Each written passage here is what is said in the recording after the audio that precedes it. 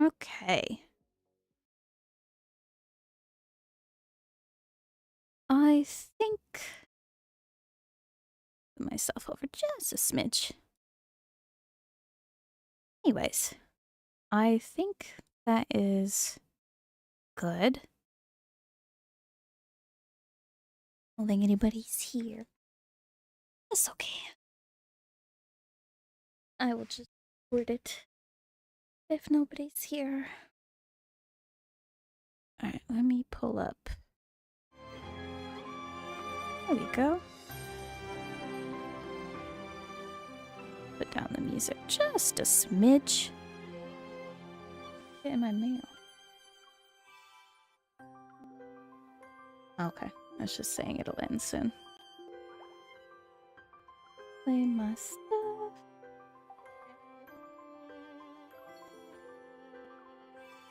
Claim everything. Do all my dailies.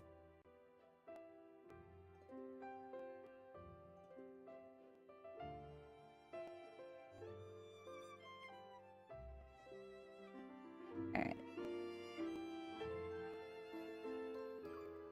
A lucky clover.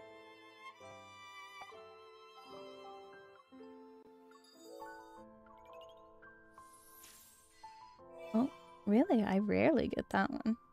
Even though I obviously have it fully leveled.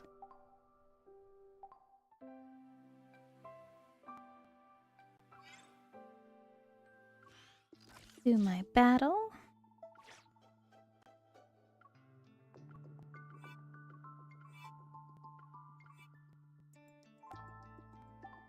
All my stuff.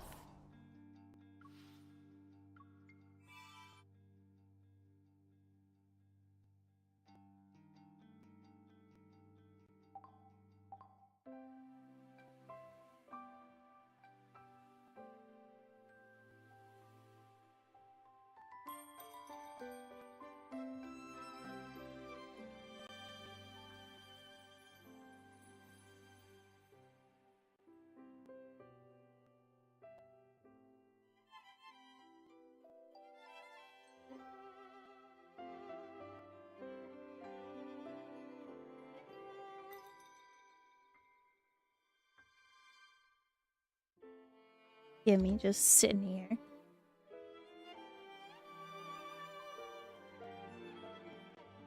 I think I just want to do...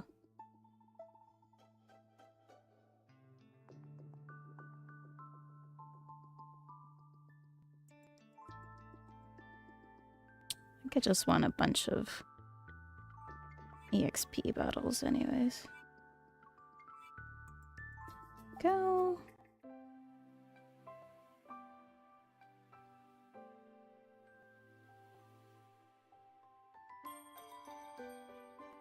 Oh.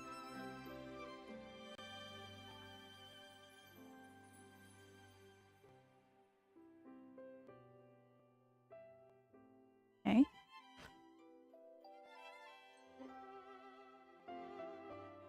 Don't I have anything else to do daily wise? Let's grab all this before I forget. Oops. And I think we are ready to move on. Not the second one. This one. Okay. I think the last one we did... Hi, Susie. I think the last one I did was Covert Operation?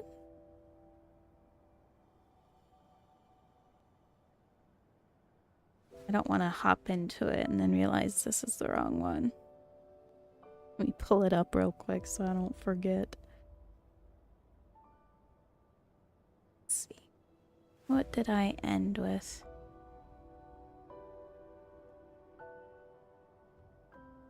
I think we ended with her... Yeah, so we need to move on to Covert Operation. Hopefully we can finish it this time.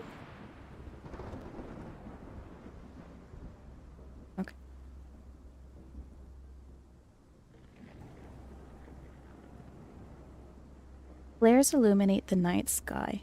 They're bright enough to make it seem like daytime. Meanwhile, destroyed streetlights sway in the wind. This is a creepy episode. 2 to 3 story steel structures cast looming shadows on the cracked pavement.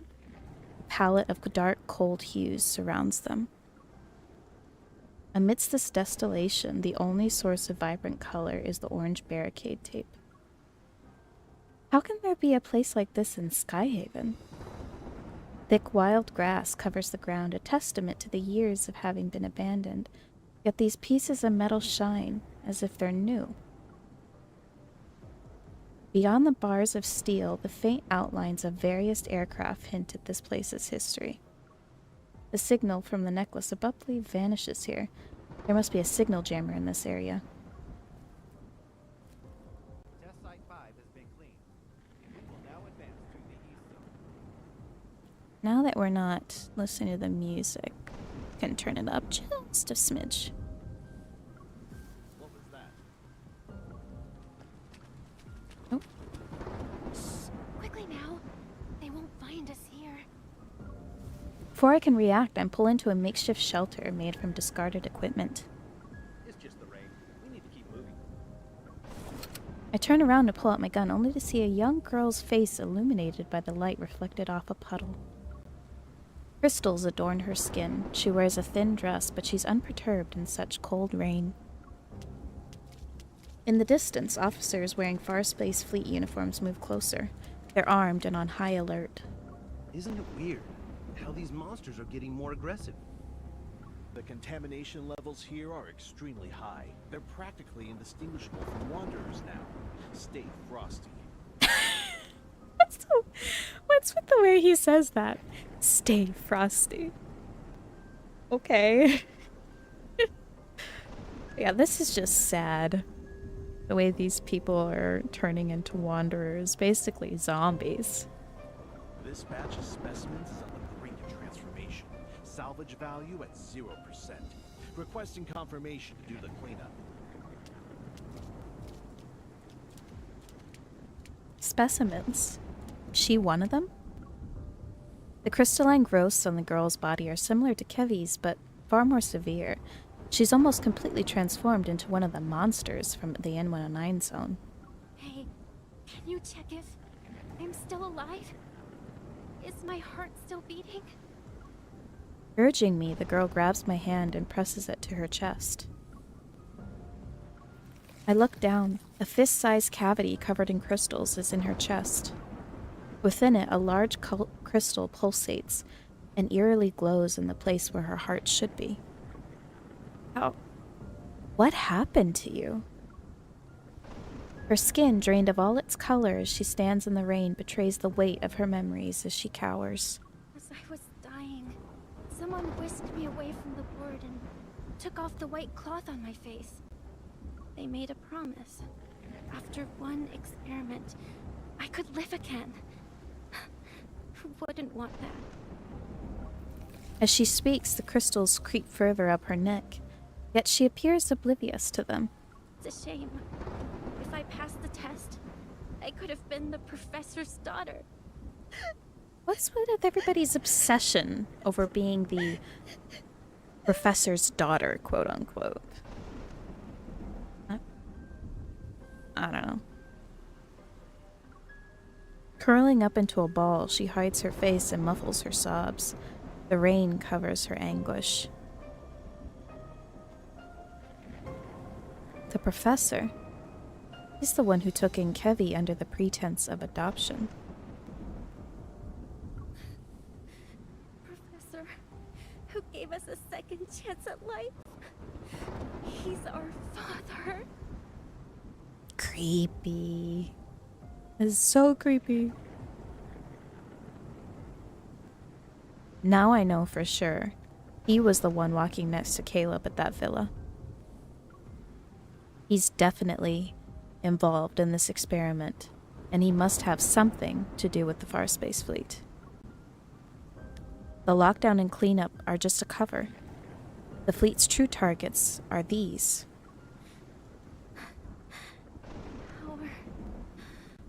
It's warm. you smell really nice. Ugh. Ugh. It just gives me the heebie-jeebies. Lightning splits the night sky, casting light on this narrow space. She stops sobbing.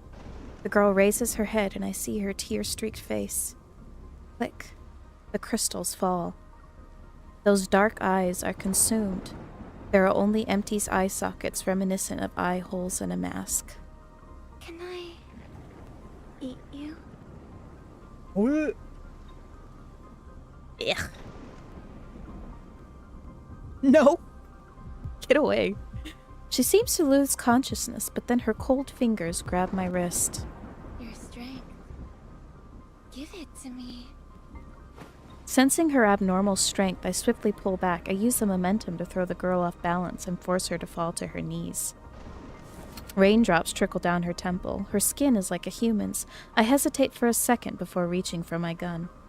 That single moment costs me, and a sharp pain shoots up from my knee. The crystalline spikes protruding from her shoulders pierce my left leg. My blood mixes with the rain. I said you should let me eat you. Yuck. You can eat the bullet from my gun. That's what you can eat. It's as if a silent signal has been given. Several figures emerge from the shadows and stagger toward me. Black crystals have almost engulfed every part of their bodies. They're barely recognizable as humans from their outlines. The crackling sound of burning flesh resounds in my ears again. Their silhouettes blur with the ones I remember from the N-109 zone. Those things are already here.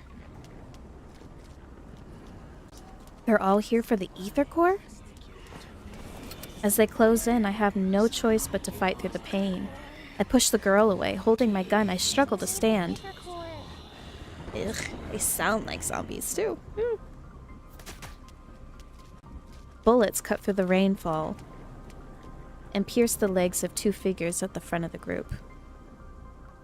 However, they don't stop. Gritting my teeth, I aim for the shoulders of these people. Another shot rings out, and the girl's twisted convulsions come to an abrupt stop. But I don't pull the trigger. I didn't pull the trigger. The figure before me dissipates into energy particles. It's similar to how a wanderer disintegrates after death. I found the missing specimens. Stop them. Several lights shine harshly, and I hear the synchronized sounds of guns being drawn.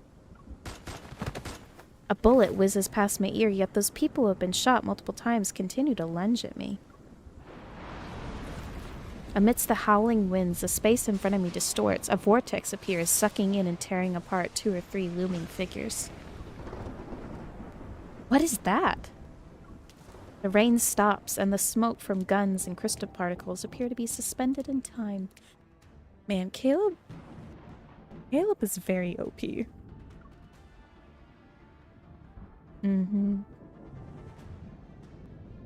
Hi! Funny meeting you here. Through the veil of raindrops, an indifferent face gradually comes into focus. Raindrops are deflected away. Ugh. Now you're just doing that for the flex. Caleb. Frozen in place. I don't know if I should call out his name. What are you doing here? What are you doing here? I should be the one asking you that. I'm gonna turn it up just a smidge. I bite my lip before speaking in a more serious tone. These monsters and wanderers are actually what you're cleaning up, right? He takes a step forward and seizes my wrist with a lot of strength. Now do you see?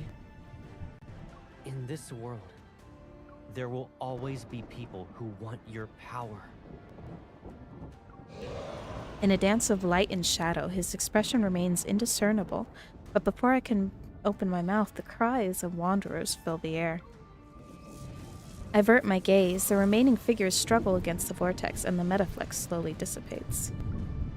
As the winds screech, the energy particles coalesce into a large wanderer. It roars before advancing towards Caleb. Caleb, be careful. You're the one who needs to be careful. Yeah, honey, he's a bit OP, so. With a stern expression, he grabs my shoulder and pulls me behind him. Are you trying to prove you're strong enough to trespass into restricted zones by yourself? At night?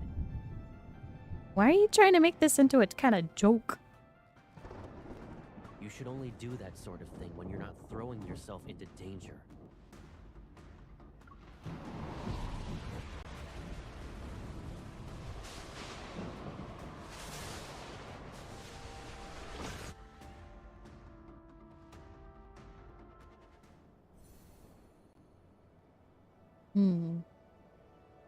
Okay, we finished covert operation. We only have 4 more to go. Come on. We can do it. We can get to Endless Summer. Finally get out of the main story. The fleet ship cruises smoothly in the sky as it's currently on autopilot. It resembles a colossal beast lurking in the night. Well, if that doesn't tell you everything you need to know about the Space fleet, I don't know what does. Outside the porthole, an endless stream of stars flickers like a shimmering wave of light. In the aircraft cabin, Caleb puts me on the bed. Retrieving a first aid kit, he sets it down and carefully removes the bloody fabric from my knee. Under the harsh light, blood continues to flow. His gloves are dyed a bright crimson. I look away. How much am I bleeding just from my knee? Does it hurt? Don't give me those puppy dog eyes. I'm supposed to be upset at you. Are you mad at me? I mean, I would be. You locked me in the house again, and I had to shoot my way out. It is only okay to lock me up if I'm in the mood. If I consent. If I consent to being locked up. Okay? No. As I hear him take out the medicine and equipment, I start to turn around, but then his hand covers my eyes. A fine needle pricks my skin, and the searing pain instantly dissipates. Caleb. I raise my head and look into his eyes. The explosion in the Cascade District was just a convenient excuse to justify the cleanup. Then there's Kevy and Mia. Those are manufactured accidents too. What have you been doing behind my back?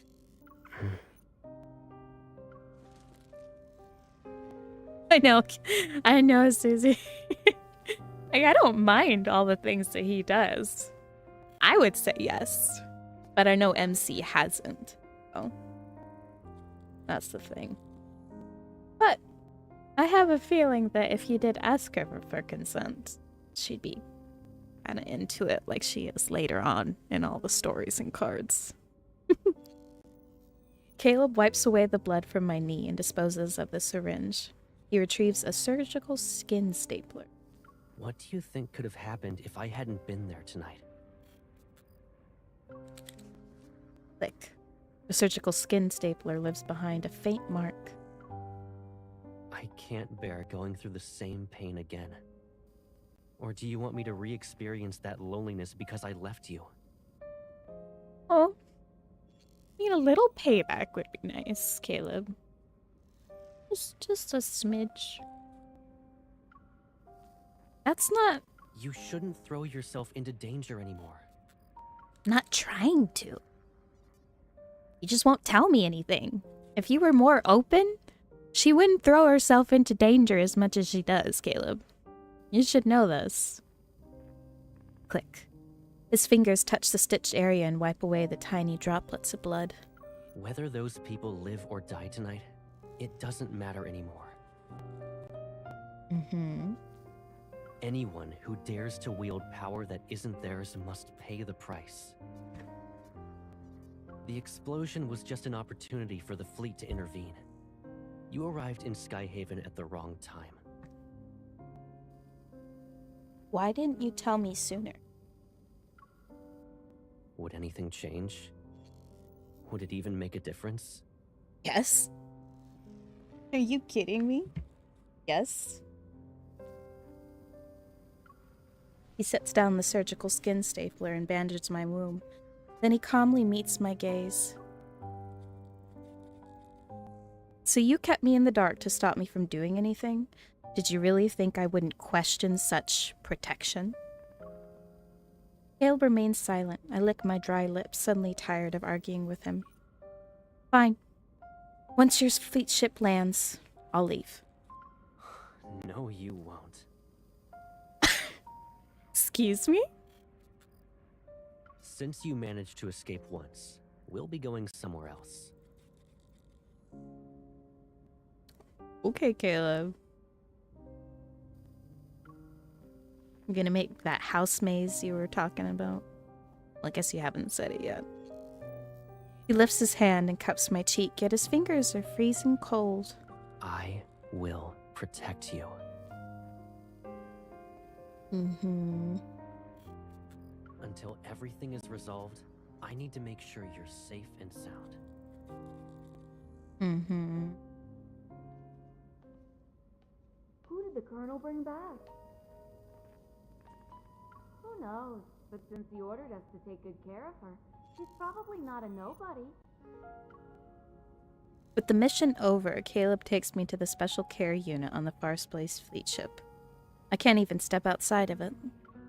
The walls, white as snow, are adorned with all sorts of medical devices, their multicolored indicator lights dancing incessantly.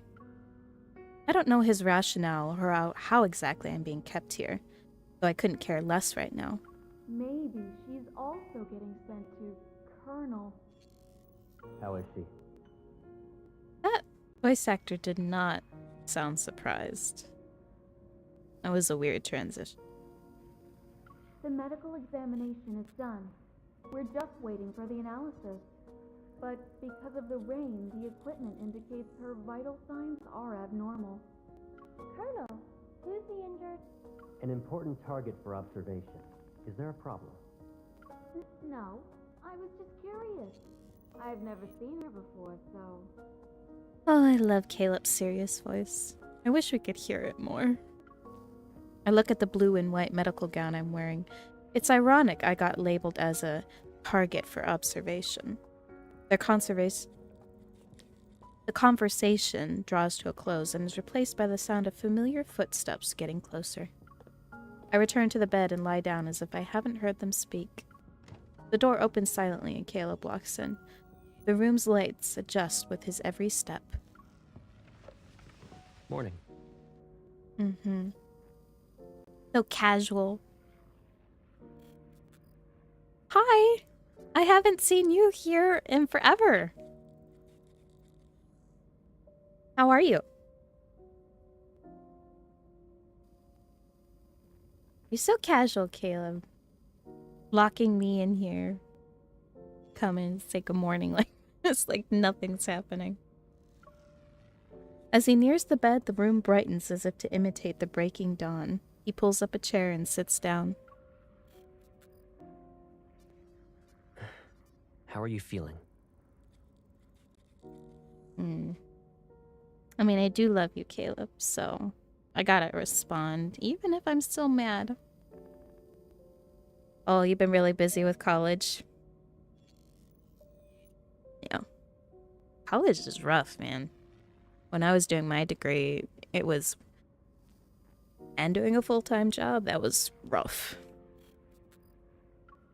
I'm okay. The colonel ordered people to take care of me.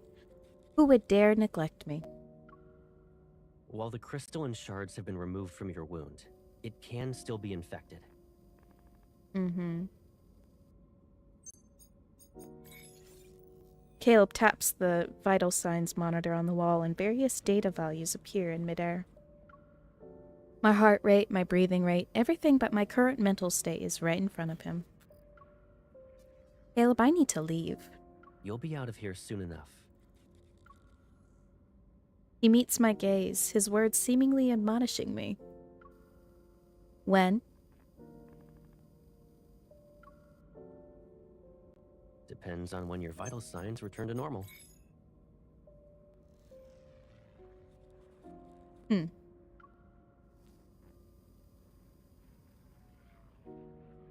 Since last night, I've heard the same response 3 times now.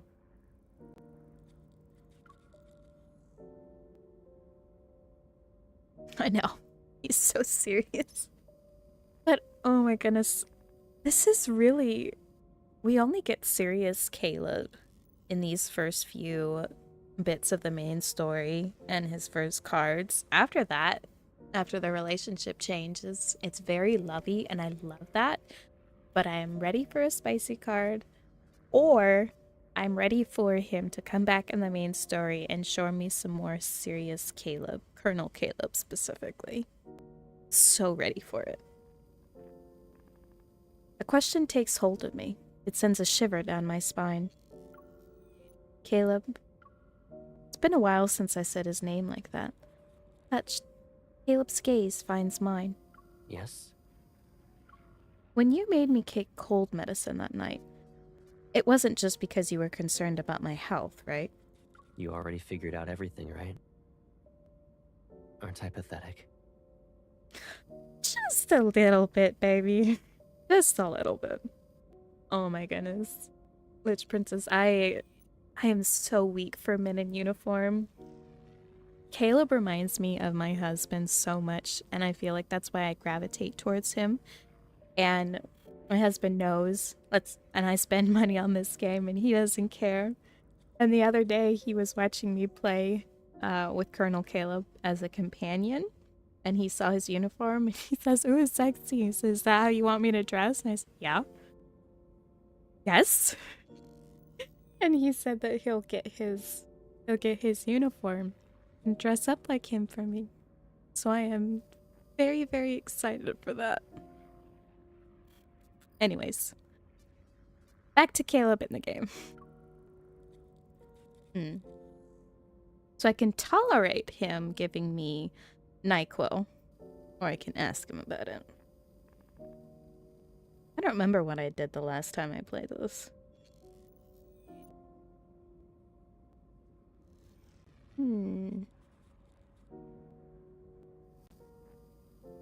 It's tolerate, I guess. Yeah. A little bit pathetic, Caleb. I'm tired, Caleb. Can I rest without any more interruptions? I take a deep breath before offering a tired smile. Sure. The person before me stays composed. The Caleb I once knew is gone. Get some rest. It'll help you relax. I'll check in on you later tonight.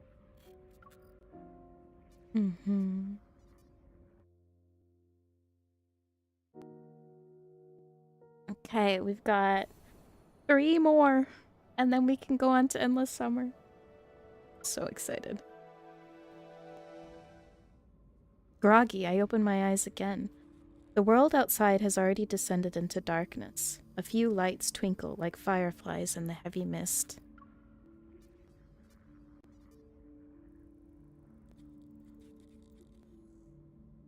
I sit up and scan my surroundings, belatedly realizing I'm not at home.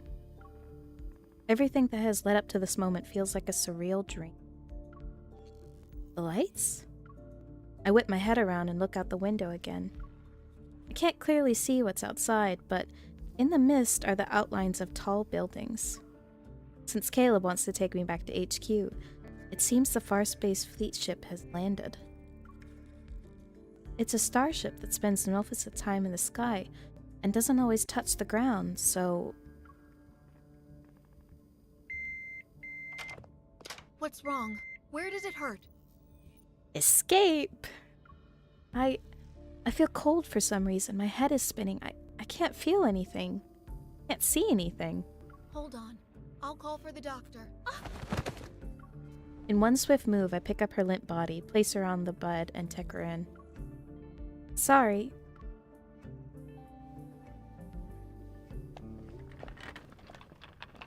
I love MC for this. After putting on the nurse's face mask and uniform, I push the cart along as I leave. Several officers wearing uniforms approach me. I lower my gaze and walk past them. But before I can breathe a sigh of relief, a voice calls out to me. Excuse me, nurse. How can I help you? I turn around and make sure I don't stutter as I speak. A fleet officer walks up to me. He frowns as he gives me a once-over. You're heading toward the armory. Why does a nurse need to be there? I'm sorry, I thought the pharmacy was this way. I calmed down and lied to him without missing a beat. I guess the person who gave me directions misunderstood my question. Fortunately, this explanation seems to have fooled him.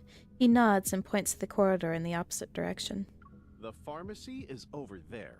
The armory is a restricted area, so you shouldn't be wandering around. Okay. Thank you, sir. I haven't even taken a few steps when that fleet officer calls out to me again. Wait, Is there something else you need? you have stabilizers there, right? He grabs 3 syringes from a box on the cart and shows me the number on his chest. I'm taking some with me. Write it down on the list later. He finally vanishes after making a turn around the corner, and my heart finally relaxes. What did he mean by stabilizer? I pick up a syringe from the box and turn it over to look at its label. Drug name Cybazine. It can be used to combat emotional outbursts, enhance cognitive functions, and help patients stabilize their mental state. Only those with Turing chips may use this. This drug should not be used daily. You planted a mind control device in me. It's that chip. The chip. Rereading. Inputting memory.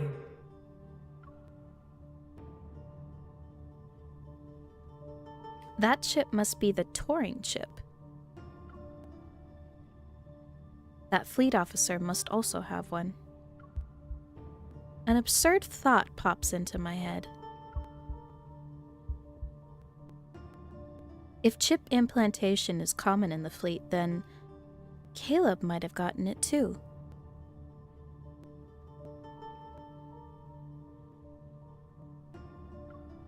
In this case, maybe everything he's done so far wasn't of his own volition. Could the changes in his behavior also be related to the Turing chip?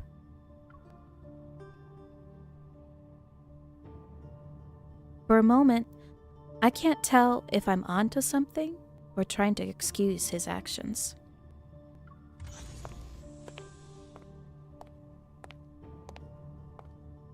A few meters away, a large door suddenly opens. I feel a very familiar voice speak. Colonel? My heart skips a beat. I retreat and I try to hide in a corner of the corridor. Before I can see who's with Caleb, however, he turns. His back blocks my view.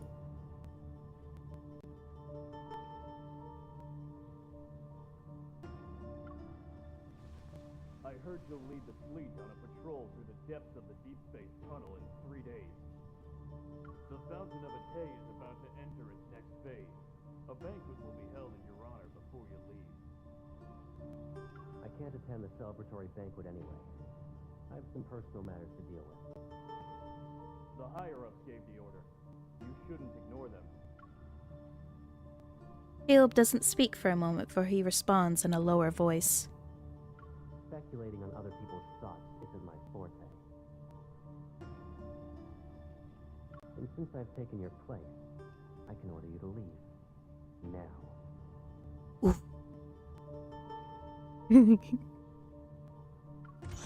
Caleb reaches out and presses a sensor on the wall. The door rises. The man grunts as he leaves. Come here. Ooh.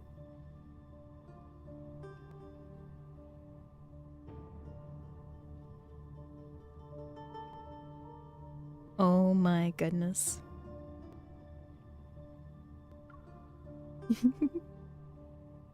In the empty corridor, Caleb suddenly turns around and looks at where I'm hiding.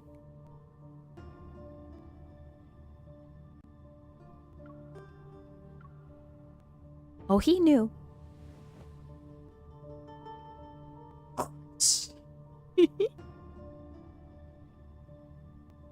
I freeze and don't move. A few seconds later, a shadow looms over me and grabs my wrist.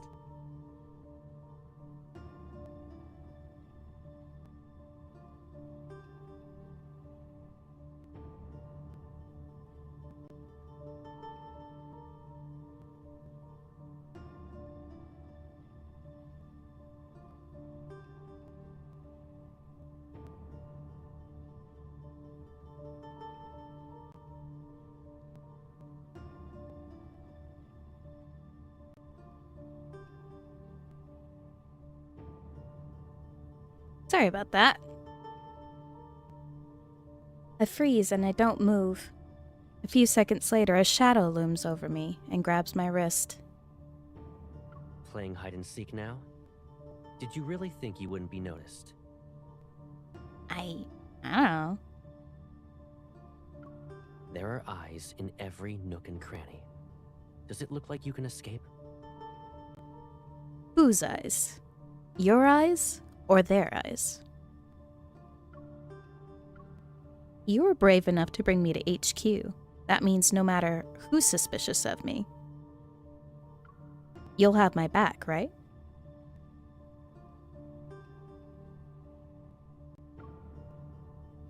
He stares at me for a long time, and then he laughs. For some reason, an ominous feeling washes over me. Let go of me.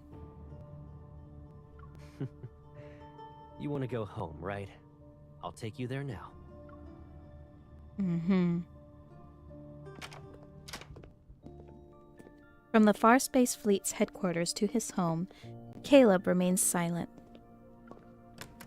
Click. The door is now locked.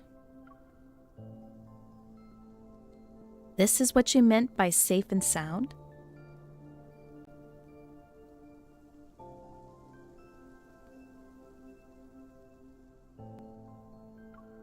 Lowering his gaze, he says nothing. Following his gaze, I find the wound on my knee has reopened. Doesn't it hurt? Answer my question first, Caleb. He suddenly picks me up and walks into the living room.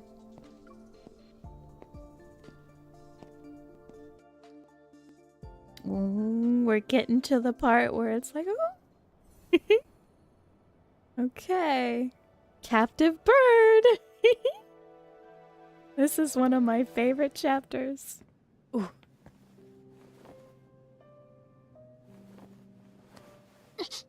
Sit first. We need to tend to your wound. Is the Colonel ordering me around, or is Caleb worried about me?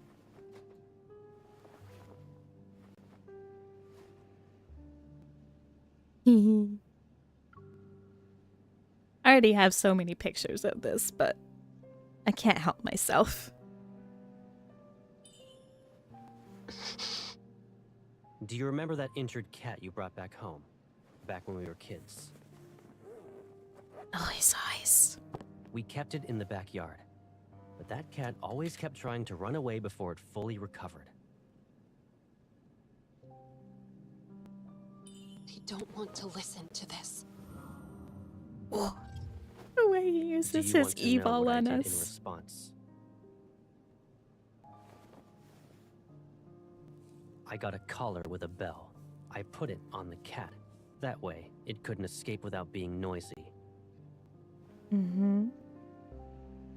If I had that kind of bell right now, I should make you wear it, right? I mean, I can do. Is this your protection? We're fine. I'll let you do what you want. I mean, if it was me. Okay, fine. I guess I'll let you do what you want. Is there anything I can do? Analyzing vital signs. Because of that monster, your wound is infected. Is there truly a way for you to run around without getting injured? Are you still the Caleb who confronted danger with me? I've had enough of your protection. This poor guy.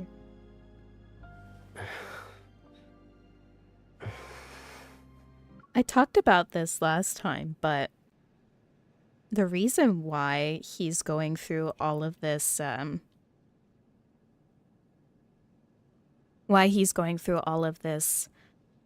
turmoil and trying to keep her locked up and wanting to keep her safe, freaking out when she gets injured, freaking out when she gets sick, it's all because she has been going crazy after his death, trying to figure out what happened, why the explosion happened, what the secret is behind her, Josephine, him in general. That's why she went through all that stuff with Raphael, Xavier, even Silas. It was all because of Caleb. And then she is exposing herself to Ever again. And Caleb gave himself up to be their fall guy so that they wouldn't want her anymore. He says, I am enough. I will give you what you need. You don't need her. But now that she's sticking her nose directly into Ever's little experiments here in Skyhaven, he is freaking out. The professor is talking to him about her. He is freaking out because of the cleanup happening, and she's getting sick. She's getting hurt. So his protective instincts are just on overdrive right now. And I understand it, but I really think he should just kind of sit down and tell her these things, even though it may freak him out to tell her in the first place. I know it's a lot because he's kind of kept it a secret that they were both experiments together in the first place. But I think the best thing is for him to just be honest with her. And it'll make things go a lot easier because they can work on it together and she won't stick her nose into dangerous situations without knowing what she's getting herself into. I understand why Caleb is being like this, and that's why I don't view him as a monster like some other people are. Anyways, let's get back to this because I love this part.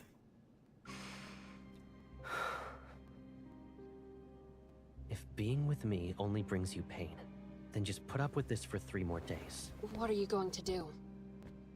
Tie up loose ends. And then, all of this will be over. I just need 3 days. The way he walks away in that uniform. Our reporters out in the field 3 confirm days the lockdown later. will be lifted after being in effect for the Far Space Fleet assures everyone that the explosion in the Cascade District will not happen. After all this is over, the fleet will return to the Deepspace tunnel. You'll be safe, for now. Mm-hmm. In other words, you'll just disappear again and not even say anything? I'll be gone. Aren't you happy that you won't have to see me then? I'm about to leave. It'd be nice if we had a meal together. So, I have to listen to the Colonel even when it comes to eating and drinking now? You can be mad, but don't let it affect your health. I'm not mad. Growing up, Whatever. we knew each other so well. Better than most, even. I could see through your lies when you'd blink. Bite your lip, and I could tell you were upset. In that case, tell me, what am I thinking about right now? This I wonder, theme. how did you turn into someone I hardly recognize? Oh, I know. You're thinking some chip got put into my brain, right? And it did. And now I'm no longer who I used to be? What if I told you I was always like this? Your life has threats around every corner. The people who are after your power, who want to hurt you, they should all just disappear. You're only safe when you're by my side. I'd rather Micro face things head expressions on are than so safely live good. like this. I don't need you. You don't need me? Is that what you think? Alright. What do you need? You can tell me. We can return to Lincoln if that's what you want. If you want to return to the past, we'll rebuild our old house and move in together. And if one house isn't enough, I'll build you a whole maze. I'll decorate it with everything you could ever want. It will be the most beautiful, stunning garden you've ever seen. No one will be able to find you ever again. I'll protect you forever. Caleb, you can't just... You're very important to me, and no one could ever replace you. Really? I always held myself back and endured day after day after day. It was suffocating. But now, I'm tired of playing these games.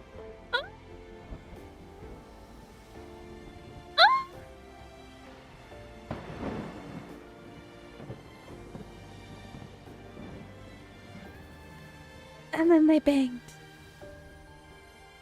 The whole night afterwards. Okay, one more.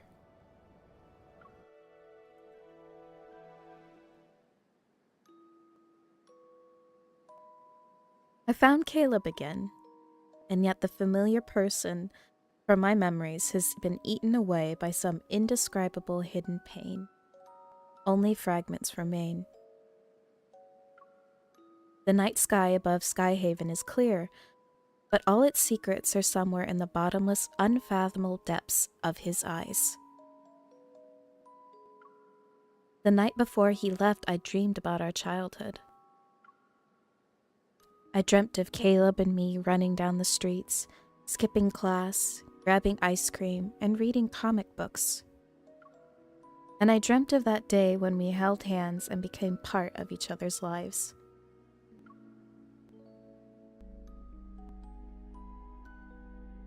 Remember this. From now on, I'll always be by your side. Oh. It's okay. I'll always be there for you, and I won't hurt you. Why are you crying here by yourself? Who bullied you? It's okay. I'll avenge you. This man has not changed since he was a baby. Hold my hand. You won't have to worry about losing your way when I'm here.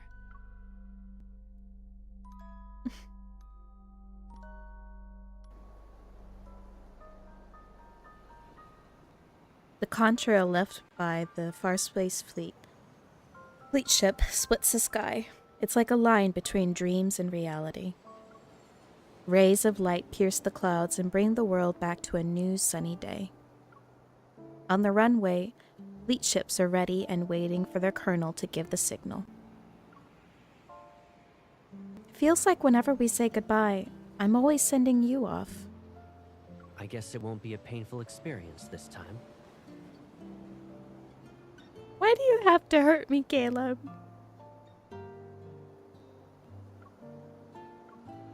His hand moves, probably to ruffle my hair, but he hesitates. His arm soon falls to his side. All right. I'll be going now. Yeah. I lower my head, a lump forming in my throat. Make sure you eat on time. Look after yourself.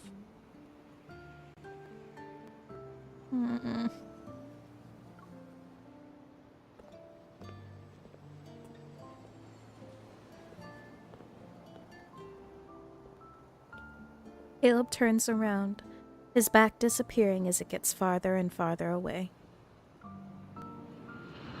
The fleet ships take off and disappear into the sky, becoming specks in the distance.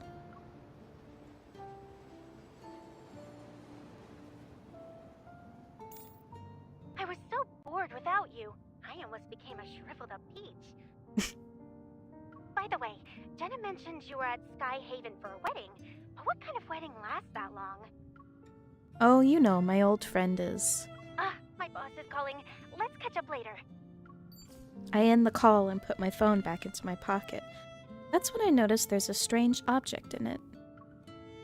Huh? When did this... I take it out and get a closer look under the sun. It's an old yellow piece of paper with a kid's handwriting. Forgiveness coupon for Caleb, valid for 100 years. Holding it, I feel a wave of sadness, like bubbles ready to burst, erupt from the depths of my heart. Caleb, you dummy.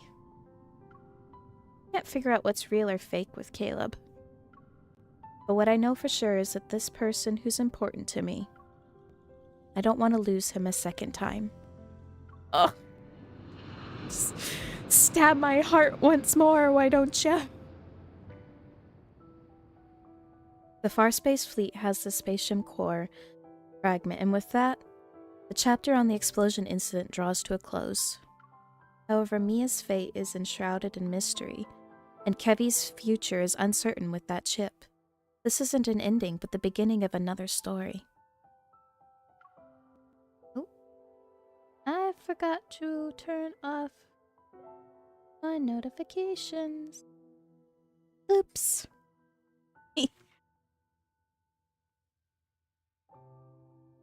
An invisible web has been cast with the ether core acting as a lead ball.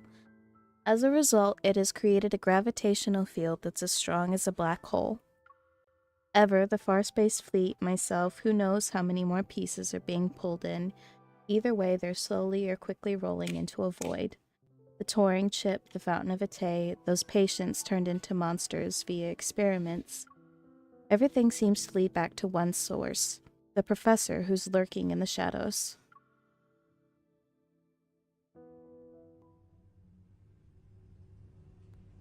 In the heart of Skyhaven's main island, opposite the Aerospace Center, are rows and rows of new buildings that popped up recently.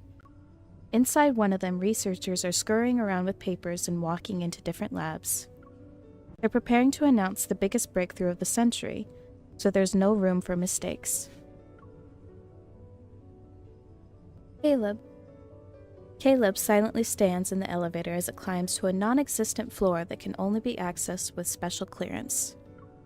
The doors slide open and he walks down a gray corridor and toward an arched door. A device with a faint green light scans his eyes, then the door quietly opens. Before him, a scene unfolds. It's vastly different from the dull gray and white of his surroundings earlier. A seemingly endless expanse of lush green trees stretch out under a glass dome and shiny silver roof.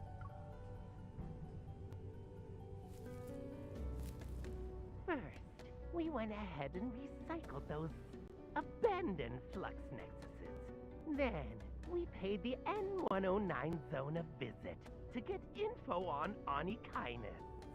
Our Skyhaven gig is almost over. Where's our next stop?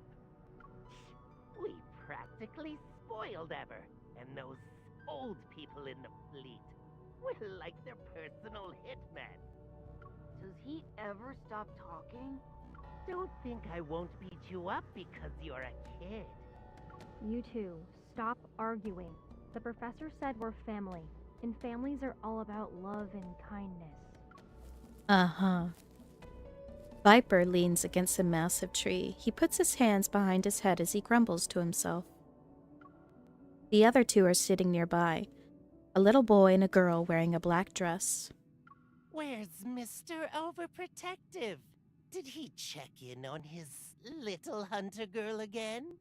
Healthy relationships are ideal, but the twisted ones, that's where the drama... The drama? Before he can even finish, his head is made to spin 180 degrees. I forgot. He finds himself staring into that brooding gaze. What's more frightening is that this person is genuinely smiling at him. Your attempts to mess with me are lacking in creativity. Oof. Where's the professor? Inside. And can't you at least put my head back in place before you go? A small mechanical bug flies in. It perches on his finger for a second before darting into the vegetation.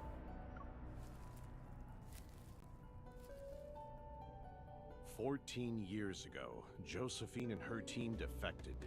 They kept quiet about that kid being the best test subject. The Gaia Research Center was destroyed during the Chrono Rift catastrophe, and then the N109 zone took over. With Onikainis and those gangs around, retrieving their old experimental data and equipment is not an easy thing. Josephine and her researchers have been using fake names for years and kept this achievement of theirs a secret. But our investigation has paid off. Not to mention, Josephine and her traitors got what they deserved. That means you found the child who disappeared back then. From what we've seen and how she's been acting, her powers haven't activated yet. The man with salt and pepper hair glances to the side. The youngster has entered the room. Compared to that broken thing, I'm a weapon perfectly primed forever. Mm-hmm. See? He's putting on a front to protect her and make him seem like he's the ideal candidate. Ugh, the self-sacrificing idiot. Caleb calmly looks up and stares at the hologram in the air. It displays a massive hospital ward. In the darkness, there's a figure who's barely visible. I've been waiting for many years. The man on the hospital bed finally peeks out of the gloom. Half of his face is on the thinner side. His skin is so pale that it's almost transparent, and his voice carries the weight of pure fatigue.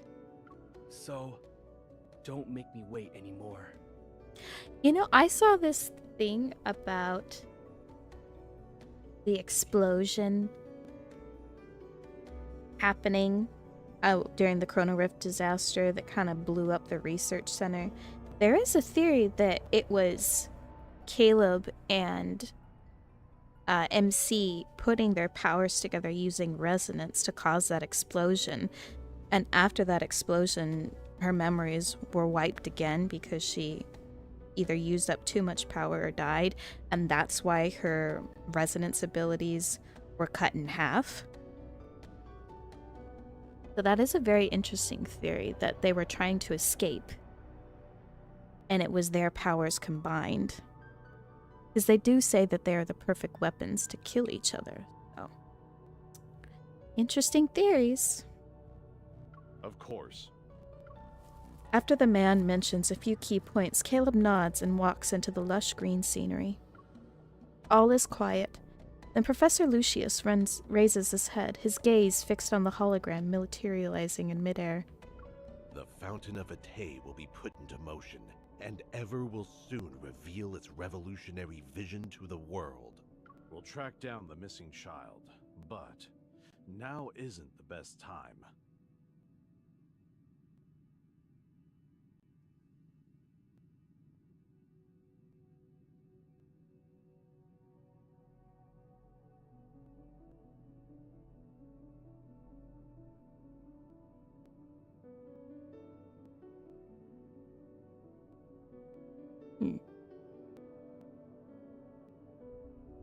Okay. He glances at the figure who has long vanished into the verdant vegetation, his gaze lingering on his right arm. There, hidden beneath the surface, lies the price Caleb paid to be brought back to life. At least it will be before he becomes completely useless. I'm gonna catch these hands, old man. The human body is far too fragile. But by surrendering warmth and sensation, even the simplest modifications can transform flesh and bone into unyielding machinery. Electric currents will course through the neural network, numbing everything, taking control of everything until they completely replace him, turning him into a weapon perfectly crafted for the task. The old man smiles at the thought, anticipation glinting in his eyes. He looks forward to the day it happens. See, I think this is some sort of nanotechnology, where it's kind of taking Caleb over and turning him into a kind of cyborg, which is interesting.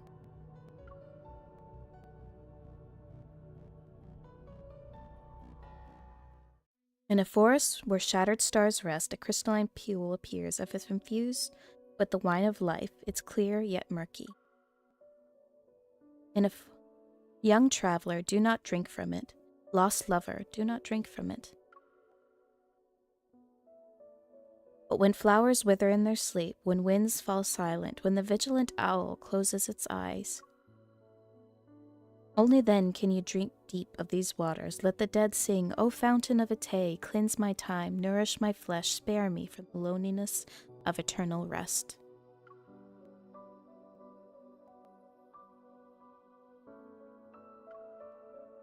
Spare me from the loneliness of eternal rest. Okay.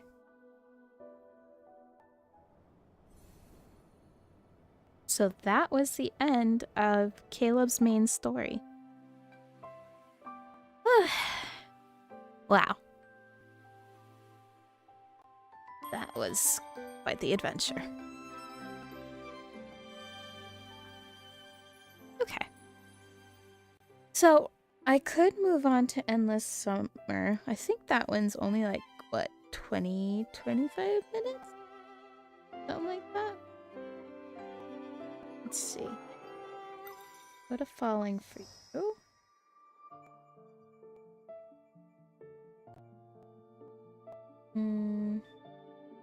Endless Summer is the one. Let's just get through it. And then we can move on and start getting through his storyline finally. Okay. Endless Summer. In early summer, I run into Caleb, someone I hadn't seen in ages, at an old general store that was about to shut down. It felt like stepping back into time, but I couldn't help noticing how some things had quietly changed. Yeah, I don't think it's very long. So, let's do it. A gentle warm breeze caresses my cheeks as late spring turns into early summer. This air is imbued with tranquility. I gather my courage and enter the old familiar grocery store before me. When I was in school, Caleb and I would visit this place every day after class.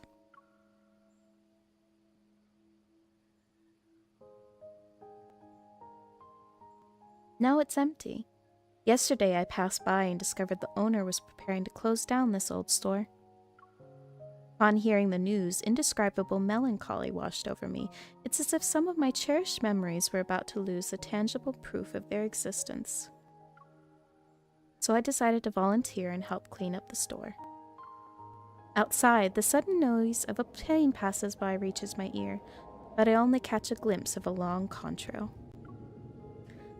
Wonder what Caleb is doing right now. Caleb and I haven't seen each other since we parted ways in Skyhaven.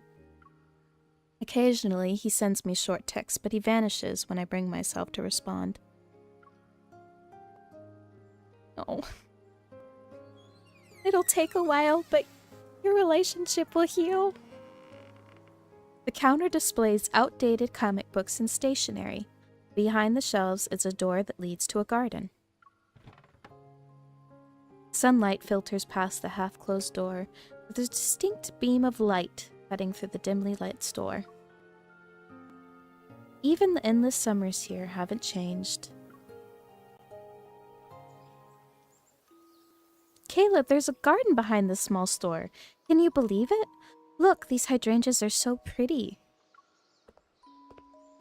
Oh, I remember this particular species is called Endless Summer. That's you, honey. You're the endless summer. Huh? That's a weird name. It's probably because the flower blooms for a long time. The name represents everyone's wish for a never-ending summer.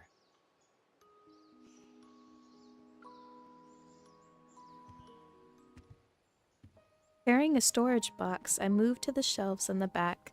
A few thick art books are neatly arranged on the top row. So much dust here. The heavy shelf abruptly creaks, and because of the uneven distribution of weight, it teeters precariously. I push it back to return it to its original spot. Speak of the devil and he shall appear. Suddenly an arm reaches out from behind and effortlessly pushes the heavy shelf back. I quickly turn around. Caleb! Caleb? Even if there were 3 of you, you wouldn't be able to clean this place in time. Hey, I offered to help. I didn't say I'd do the whole thing by myself. Caleb slightly lowers his head as he looks at me. Instead of stepping back, he doesn't move. I'm trapped between him and the shelf. Caleb! Not here. A subtle, ineffable awkwardness envelops the air. I struggle to look him in the eye. Really, this is how you interact with me? After seeing me in person for the first time since locking me up?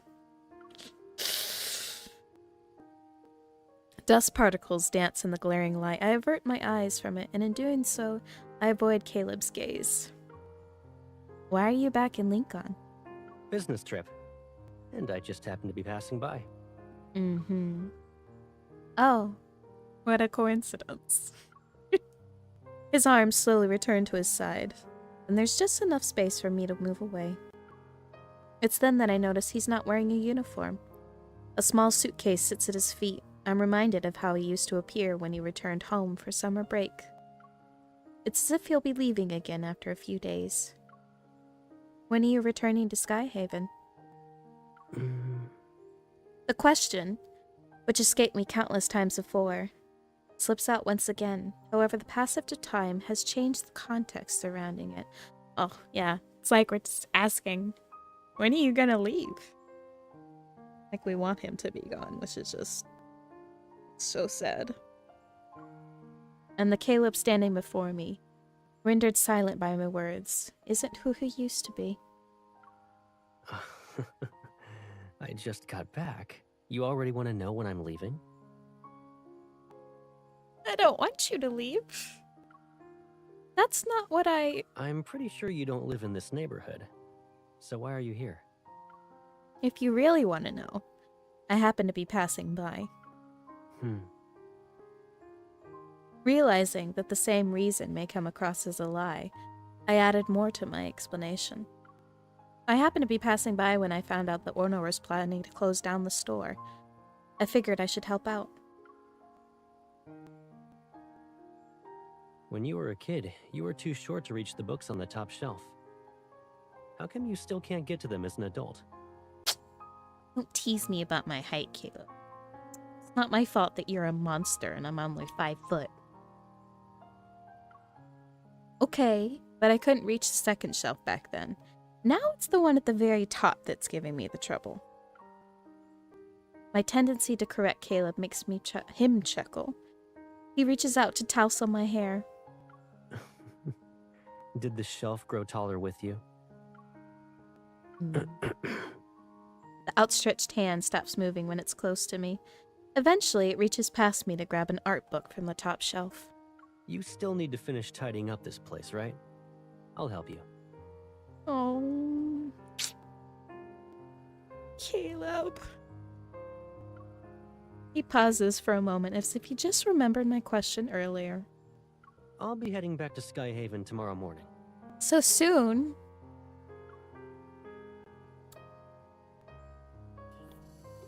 I bet she came just to see me anyway. Couldn't stand it. That she knows I'm alive. Want to be next to her as much as I can, even if she kind of hates me. In the narrow aisle between the shelves, Caleb is behind me. He busies himself. All my thoughts are focused on him, and the incessant cacophony of cicada chirps adds to my restlessness. I wonder what he's been up to while we were away from each other. As I put away a stack of toys into a cardboard box, a small model fighter jet unexpectedly tumbles to the floor. Caleb picks it up first. FY26. Hey, do you remember how I told you about my first test flight? It was with this plane. Of course I remember, but even before that.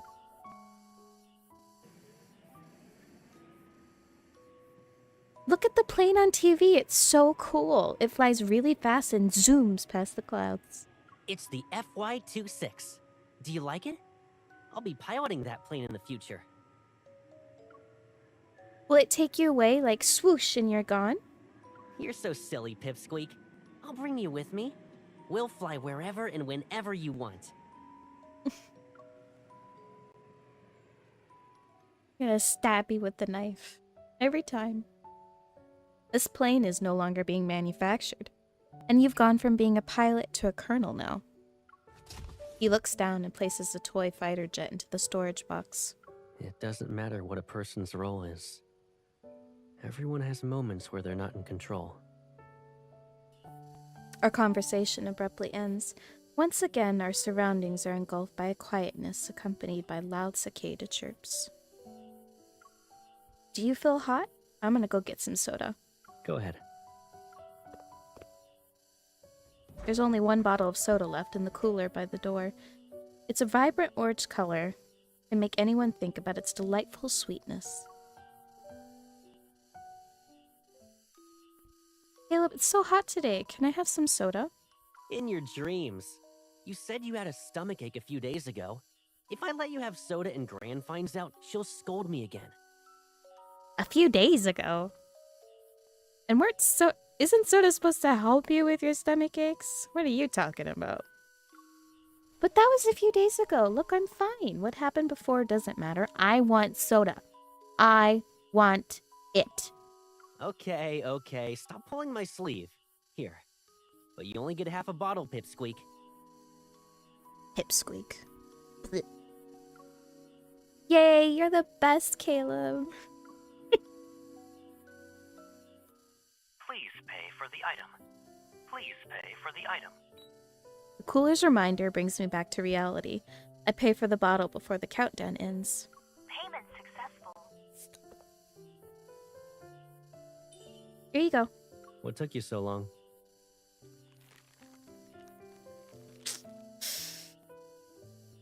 I love looking at him from behind. I hate to see you go, but I love to watch you leave. He turns around. He's holding a box of candies that's wrapped in gaudy retro packaging. I can't believe Corkies are still being sold. I remember you being scared of getting the ones with a weird flavor. You'd grab a Corky and then put it back down. Kids are always like that. They're brave because of their curiosity. Or they hesitate to try out new things because they're afraid of the unknown. There aren't any kids here? You want one? Sure. Caleb and I pick 2 Corkies that are the same color. He places the candy in his mouth. It tastes awful. I grimace, then our gazes meet before I can look away. Caleb also frowns because of how bad it smells. Smells or tastes? Suddenly I remember the funny faces we used to make at each other when we were kids. My tongue is still numb from the bitterness when Caleb gives me the soda. The bottle is cold, yet I can feel his heat. Drink. I finish half the bottle in one swig. The sweetness washes over my tongue and erases the lingering bitterness in my mouth. What are these, like, birdies? Multiple flavored beans or something? I don't know. Change the title real quick.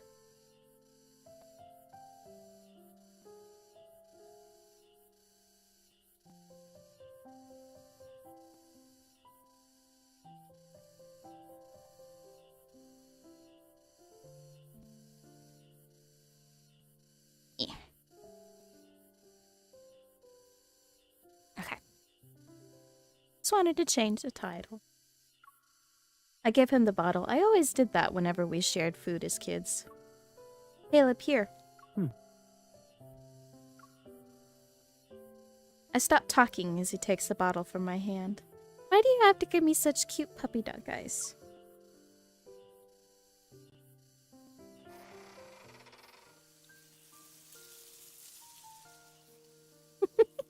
There aren't any kids here. You want one. Crazy word. I mean, there are a lot of other things we could do here because there aren't any kids around. Huh, Caleb? Huh, Caleb?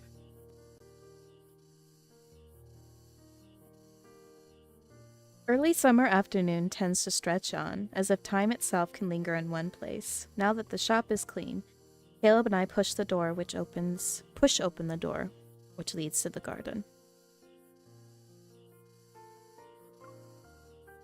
It's been a while since I was here. These flowers haven't changed a bit. Clusters of blue-violet endless summers bloom, yet the overgrown vines and leaves shows no one's been taking care of them. They're not as nice as they were before. Hearing that with zero context. I know. Very out-of-pocket thing to say. You don't know what's going on. Oh my goodness, hydrangeas love water. Hey, a new shooting range opened up at Azure Square. Do you want to go there later? Do a few rounds for fun? Offering what, Susie? A good time in the flowers? No, he was offering us candy. Caleb returns with a hose before I can decline Kara's offer. Did something happen? A colleague asked if I wanted to hang out at Azure Square later. If you want to go, then I'll be heading back to Skyhaven. I'll drop you off at Azure Square since it's on the way. But what if I want to spend time with you? He declares this as if he's preemptively answering my multiple choice question. I'm not even planning to leave. Why is he deciding for me? Because he thinks that you kind of hate him right now, and he's trying to save himself from hurt. You don't need to do that. Would it be inconvenient for you if your colleague met me? That's not what I'm talking about, butthead.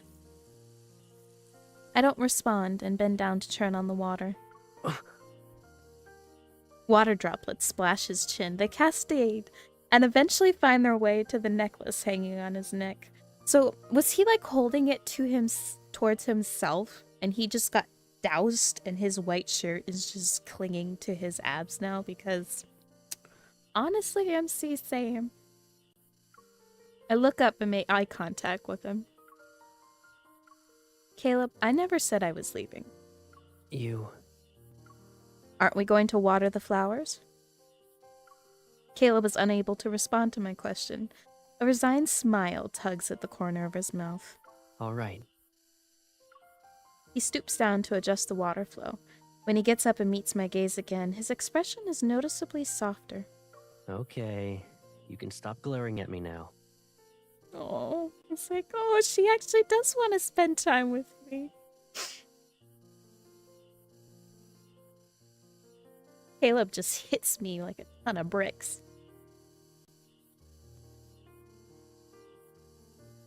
Susie, really? Really? They're... At this point in this story, they're not even dating. They're still just friends who have been estranged, and he thinks that she hates him, and she's kind of mad at him. So they just gotta reconcile a bit.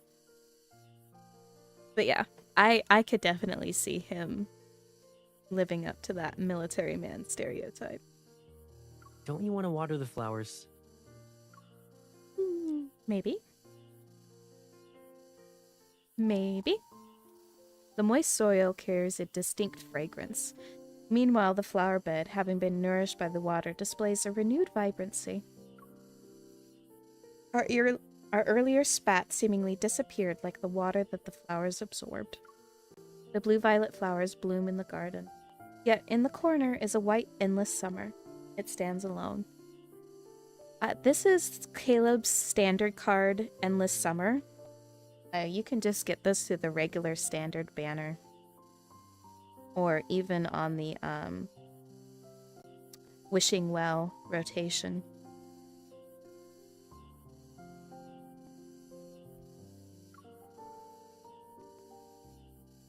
From what we've put together as a community, this is the card that happens next in the timeline after the main story for Caleb, because at the very beginning it says, ever since I